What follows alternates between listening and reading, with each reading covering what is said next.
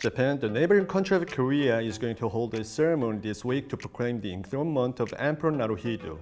South Korean Prime Minister Nak-yon is scheduled to visit Tokyo to attend the event. This week, North Korea now will look into the Emperor of Japan, the symbol of unity of the Japanese people. Japanese Emperor is the head of the Imperial Family of Japan. Currently, the Emperor of Japan is the only head of state in the world with the English title of Emperor. The Imperial House of Japan is the oldest continuing monarchial house in the world, whose origins dates back to the 7th century BC, the mythical Emperor Jinmu. The role of Japanese emperor has historically alternated between a largely ceremonial symbolic role and that of an actual imperial ruler. Since the establishment of the first shogunate in 1192, the emperors have rarely taken on a role as supreme battlefield commander, unlike many Western monarchs. Japanese emperors have nearly always been controlled by external political forces to varying degrees. After the Meiji Restoration in 1867, the emperor became the embodiment of all sovereign power in the realm, as enshrined in the Meiji Constitution of 1889. After World War II, however, the role of Japanese emperor was changed again. Emperor Hirohito, the grandson of Emperor Meiji, was the head of state during Japan's imperial expansion and militarization. Some historians believe Hirohito was directly responsible for the atrocities committed by the imperial forces in the Second Sino-Japanese War and in World War II, even though his degree of involvement in wartime decisions remains controversial. After Japan's surrender in 1945, however, he was not prosecuted for war crimes as many other leading government figures were. It was because General Douglas MacArthur decided that retention of the emperor was vital to maintaining order in Japan. Therefore, the emperor has returned to a ceremonial head of state without even nominal political power as in the shogunate era.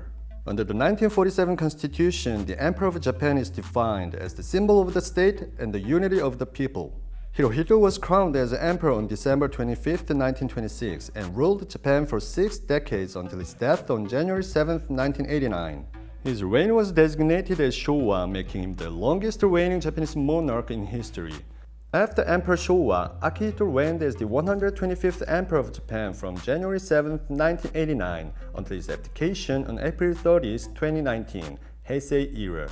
Upon abdication due to his age and declining health, he became Emperor Emeritus for the first time since the 119th Emperor of Japan, Emperor Kokaku, 202 years ago.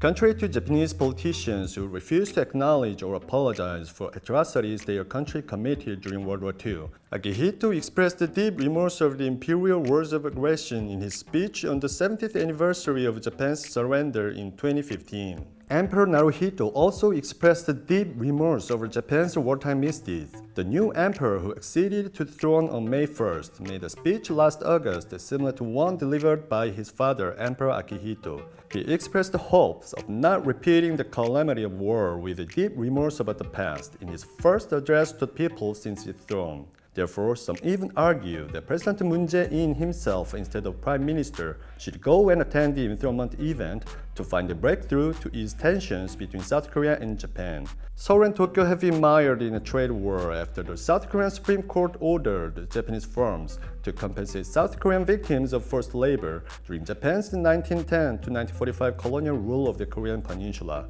A Cheongwade official, however, said President Moon will not attend the event, citing Tokyo's stance on its trade curbs against Seoul over a historical issue. The South Korean Prime Minister Lee is known to be relatively familiar with Japan. He speaks fluent Japanese and previously served as Tokyo correspondent while working as a journalist. He's also known to have an extensive network among Japanese officials. Some even regard his visit as a move that may thaw relations between the two countries following a year of friction. However, others are cautious about predicting any tangible, fruitful outcome of Lee's visit. What are your thoughts on this? Please let me know in the comments below, and thank you for watching North Korea Now.